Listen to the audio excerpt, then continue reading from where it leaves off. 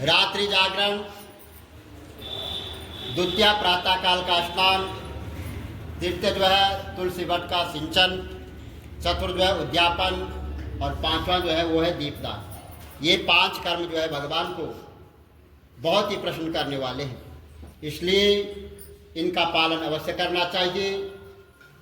और ऋषियों ने कहा कि भगवान विष्णु का प्रिय जो है अधिक फल देने वाला, शरीर के रोम रोम को प्रसन्न करने वाला, जो कार्तिक महात्म्य में आपने कहा है वो जो है मोक्ष की चाहना करने वाले या भोग के इच्छुक मनुष्य को यह व्रत अवश्य करना चाहिए।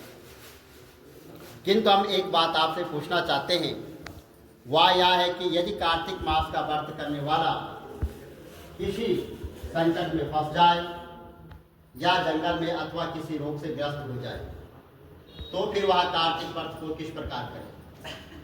क्योंकि यहाँ भगवान विष्णु जी का अतिशय प्रिय तथा मुक्ति और भक्ति प्रदान करने वाला व्रत किसी तरह भी नहीं छोड़ना चाहिए। तो श्री सूर्य जी ने उत्तर दिया कि यदि कार्तिक व्रती किसी संकट में फंस जाए तो वीरता के साथ भगवान शंकर तथा भगवान विष्णु के मंदिर में जाकर, या पास में अगर कोई मंदिर हो वहाँ पे जाकर रात्रि में जागरण करें। अगर घना जंगल हो तो फिर पीपल के पेड़ के नीचे अथवा तुलसी वन में जाकर वहाँ पर जागरण करें तथा भगवान विष्णु जी की मूर्ति के सम्मुख बैठकर भगवान विष्णु जी का कीर्तन करें।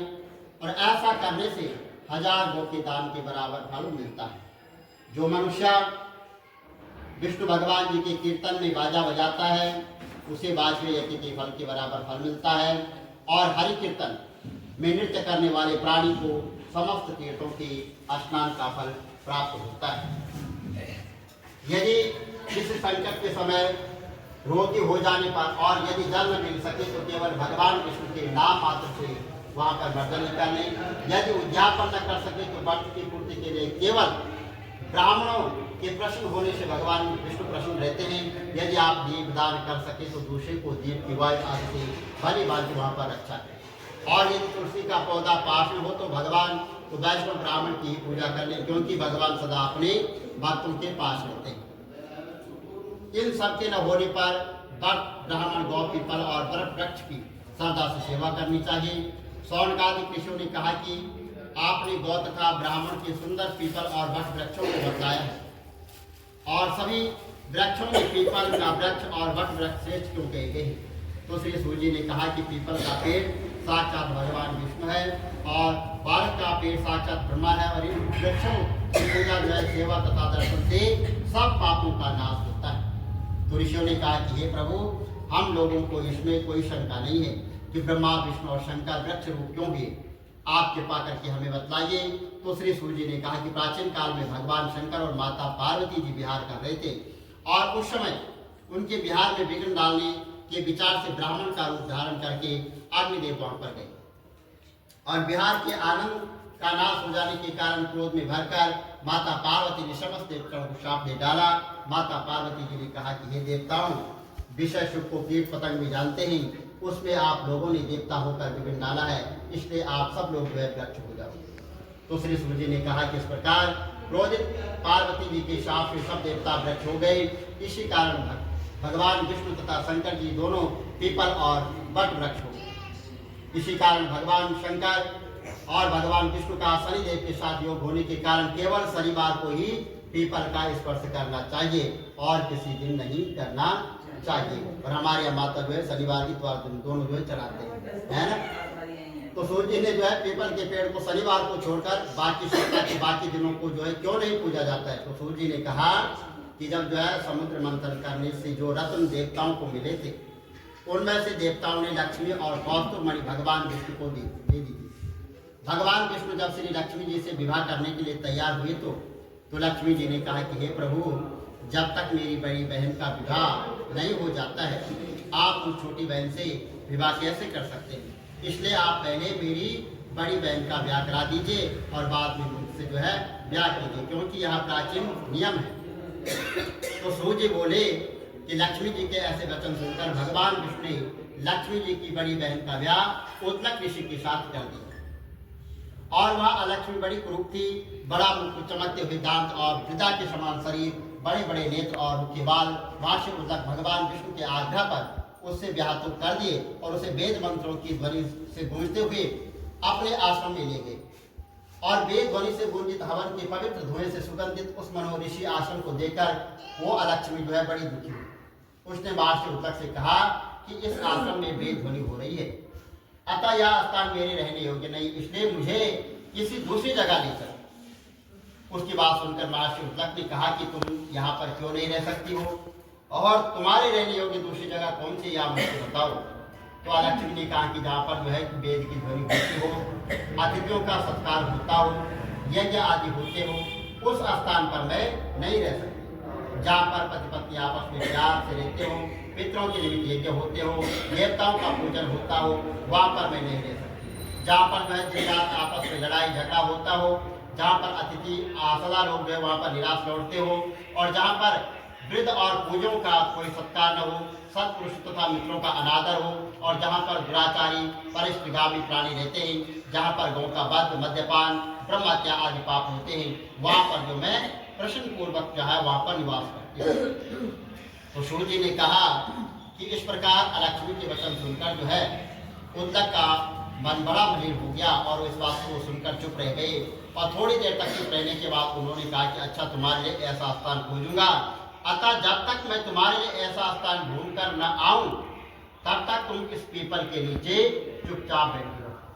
तो सूर्य ने कहा कि महर्षि उद्दक उसे पीपल के नीचे बिठाकर उसके रहने योग्य जगह ढूंढने के लिए चल दी। लेकिन जब वह बहुत समय तक प्रतीक्षा करने पर भी वह वापस नहीं आए तो अलक्ष्मी वहां पर रोने लग गई और उसकी बुरी तरह जो है से रोना लक्ष्मी जी ने बैकुंठ में सुना तो वह व्याकुल हो गई और उन्होंने दुखी होकर भगवान विष्णु से कहा, हे प्रभु, मेरी बहन जो है अलक्ष्मी पति के त्याग देने से अत्यंत दुखी हो गई है।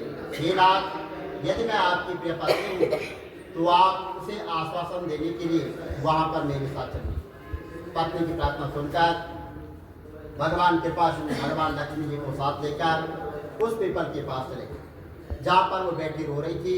उसको आश्वासन देते हुए भगवान विष्णु ने कहा, हे लक्ष्मी, इसी पीपल की जड़ में तुम सदा के लिए जो है निवास करो, क्योंकि मेरे ही अंश से इसकी उत्पत्ति हुई है और इसमें मेरा निवास रहता है। प्रतिवर्ष ग्रस्त लोग तुम्हारा पूजन करेंगे और उन्हीं के घर में तुम्हारी छोटी बहन निवास करेगी। स्त्रियों को विविध प्रकार के उपहारों से तुम्हारी विवाह पर पूजा करनी चाहिए। मनुष्यों को चाहे कि वहाँ पर पुष्प, धूप, दीप, नैवेद्य, गंध आदि से तुम्हारी वहाँ पर पूजा करें, तभी लक्ष्मी जी उन पर प्रसन्न रहेगी। तो सूत जी ने कहा कि भगवान श्री कृष्ण सत्यभामा तथा फिर तो और नारद का संवाद तुमको जो है मैंने सुना दिया, जिसके सुनने से जो है मनुष्य सब पाप उसके जो है नष्ट हो जाते हैं और उसे बैकुंठ की प्राप्ति होती है। तुमको जो पूछना हो वो पूछ सकते हो, मैं उसे विस्तार से बताऊंगा। तो श्री सूर्य जी की बात सुनकर सनकादिक महर्षि ऋषि थोड़ी देर प्रसन्न से वहाँ पर बैठे रहे और बाद में श्री बद्री नारायण जी के दर्शन के लिए चल दिए। जो प्राणी इस कथा को सुनता है, दूसरों को सुनाता है, वह इस संसार के संपूर्ण सुखों को प्राप्त करता है। जिनको खांसी हो रही पानी पी लो। इतनी कथा सुनकर जो है ऋषिवर कहने लगे कि सूर्य जी, जब हम आपसे तुलसी के विवाह की विधि पूछना चाहते हैं तो सो कृपा करके इसका वर्णन हमसे कीजिए। तो ऋषिवरों को यह वाक्य सुनकर आनंद में वश हुए श्री सूर्य जी कहने लगे कि हे मुनीश्वरों, अब मैं आपके सामने तुलसी जी के विवाह की विधि का वर्णन करता हूँ। इसके लिए आप जो है सावधान होकर सुनने का कष्ट करें। जब उत्तरायण हो, रवि हो, शुक्र गुरु का उदय हो और विवाह के नक्षत्र हो, विशेषकर पूर्णिमा हो अथवा कार्तिक का महीना हो, पंचक हो, तुलसी वन में अपने घर में सुंदर वहाँ पर मंडप बनाना चाहिए, हवन करना चाहिए, मनोहर वहाँ पर वेदी की रचना करनी चाहिए, ब्राह्मणों को बुलाना चाहिए और रात शेष नहीं रखना चाहिए। सभी को जो है निमंत्रित वहाँ पर करें और वहाँ पर यज्ञ आरंभ करते हुए सभी देवी को वहाँ पर पूजन करें। मुनीश्वरों वहाँ पर ऋषियों के उपस्थित हो जाने पर वह पहले जो है नंदी मुख श्राद्ध करें, तत्पश्चात जो है भगवान शालिग्राम को बनाकर उनका विधि विधान से वहाँ पर पूजन सामग्री से पूजा करें। बाद में जो है तुलसी उनको समर्पण करें। इस प्रकार जो है विवाह की विधि से तुलसी जी का पानी ग्रहण करने के बाद विधि पूर्वक वहाँ पर यज्ञ करें और सपत्नी के यजमान भाई बंधु और सेवक के साथ चारों क्षत्रियों को सहित भगवान विष्णु की प्रेम प्रदीक्षा करते हुए शांति पाठ मंगल गान के साथ आदिवादी वहाँ पर बजानी चाहिए। मुनीश्वरों ऐसा हो जाने के बाद यजमान को गोदान और शयदान भी वहाँ पर करना चाहिए। क्षत्रियों को दक्षिणा देकर विप्र भोजन और जाति भोजन वहाँ पर कराना चाहिए।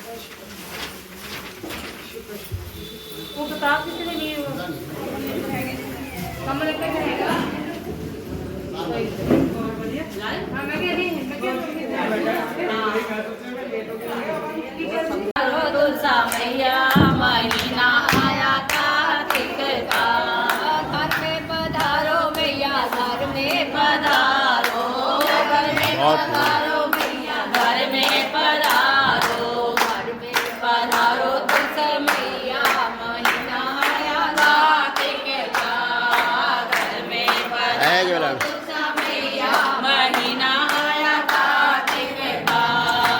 आसन लगाऊं मैया तुमको बिठाऊं, आसन लगाऊं मैया तुमको बिठाऊं, आसन लगाऊं मैया तुमको बिठाऊं, आसन लगाऊं मैया तुमको बिठाऊं, कुमकुम का तिलक लगाऊं महीना आया कार्तिक का, कुमकुम का तिलक लगाऊं महीना आया कार्तिक का, घर में पधारो तुलसा मैया महीना आया कार्तिक का, घर में पधारो तुलसा मैया महीना आया कार्तिक का।